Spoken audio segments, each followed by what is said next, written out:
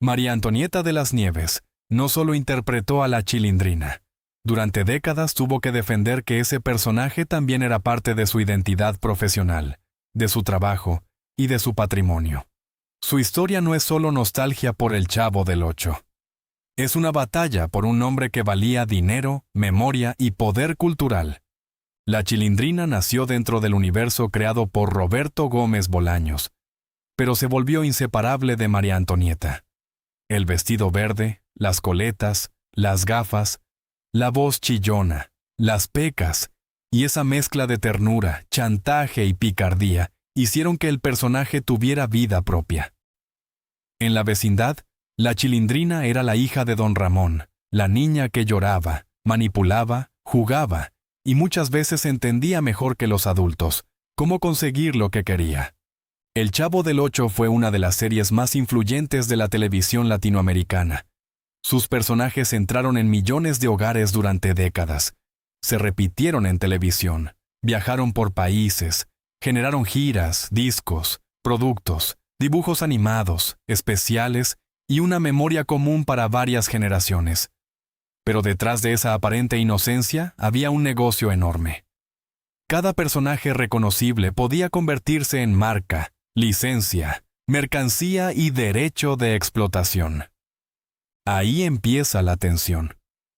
¿A quién pertenece un personaje que fue escrito por un creador, producido por una empresa y construido en pantalla por una actriz durante toda una vida? En teoría, la respuesta legal puede estar en registros, contratos y derechos. Pero culturalmente la pregunta es más compleja, porque la Chilindrina no existía solo en un guión. Existía en la forma exacta en que María Antonieta la caminaba, la lloraba, la gritaba y la hacía reconocible. Cuando el programa dejó de tener la misma estructura y los actores empezaron a tomar caminos separados, el valor de los personajes se volvió más evidente. Ya no se trataba solo de aparecer en una serie. Se trataba de poder seguir trabajando con una identidad que el público ya conocía. Para María Antonieta, la Chilindrina no era un recuerdo. Era su principal activo laboral. La disputa con Roberto Gómez Bolaños nació de ese punto. Bolaños defendía su posición como creador del universo de El Chavo y de sus personajes. María Antonieta defendía que ella había desarrollado y caracterizado a la Chilindrina, hasta convertirla en una figura propia. La actriz registró el personaje y durante años sostuvo una batalla legal y pública para conservar el derecho a usarlo. Ese conflicto rompió la imagen familiar que muchos tenían del elenco. El público había visto durante años una vecindad donde todo parecía simple. Niños, vecinos, golpes de comedia, frases repetidas y humor blanco. Pero fuera de cámara había contratos, diferencias, decisiones empresariales y disputas sobre quién podía seguir explotando una figura que seguía generando valor. La Chilindrina se volvió especialmente importante porque no apareció en El Chavo animado, a diferencia de otros personajes del universo de Chespirito. Esa ausencia fue una señal clara de que los derechos no eran un detalle menor. Mientras otros personajes podían seguir circulando bajo nuevas formas, la Chilindrina quedaba en una posición distinta, ligada directamente a María Antonieta y a su disputa por el control del personaje. La batalla era económica, pero también simbólica. Para una actriz que interpretó el mismo papel durante décadas, perder el derecho a usarlo habría significado perder una parte central de su carrera. No era solo dejar de ponerse un vestido, era dejar de presentarse ante el público con el nombre que la había hecho famosa. En una industria donde los actores muchas veces no poseen lo que interpretan, conservar un personaje puede ser la diferencia entre vivir de la nostalgia o quedar fuera de ella. María Antonieta convirtió a la Chilindrina en trabajo constante. Se presentó en circos, programas, giras, entrevistas y espectáculos durante años. El personaje siguió produciendo ingresos mucho después de la etapa clásica de El Chavo. Su valor estaba en la identificación inmediata. Bastaba verla para que el público conectara con una infancia, una época y una televisión que parecía no envejecer.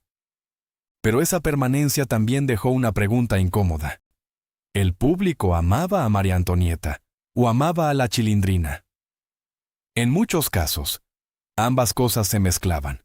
La actriz real quedó absorbida por una niña ficticia que nunca crecía. Esa niña le dio fama y dinero, pero también la encerró en una identidad de la que era difícil salir. Pelear por el nombre era también pelear por no ser borrada detrás del personaje. El interés reciente por Chespirito y sus personajes volvió a poner el tema sobre la mesa. Cada nueva serie, documental o conversación sobre la vecindad recuerda que aquellos personajes no son solo recuerdos bonitos.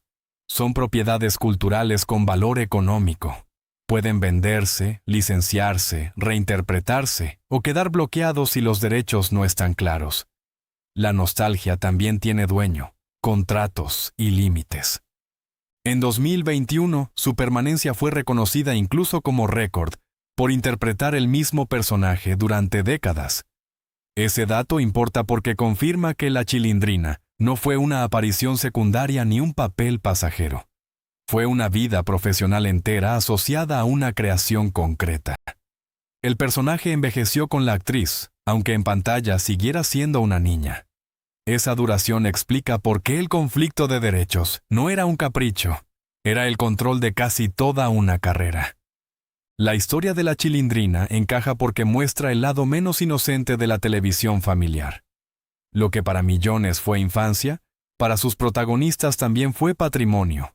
La risa se convirtió en catálogo, la vecindad se convirtió en marca, y una niña ficticia terminó en el centro de una discusión legal sobre autoría, explotación y control.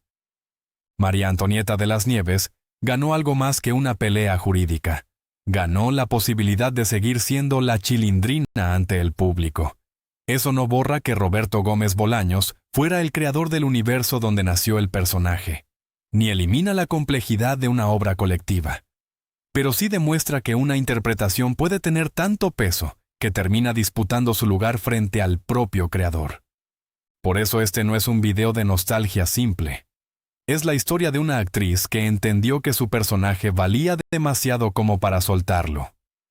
La Chilindrina no era solo una niña de la vecindad. Era una marca, una identidad y una fuente de ingresos. Y cuando un personaje se vuelve más grande que la serie que lo vio nacer, la pregunta deja de ser quién lo recuerda. La pregunta es quién tiene derecho a usar su nombre. Si te interesa conocer más historias donde la nostalgia también es dinero, derechos y poder, deja tu opinión en comentarios. Y si quieres más vídeos sobre personajes que se volvieron marcas enormes, suscríbete al canal.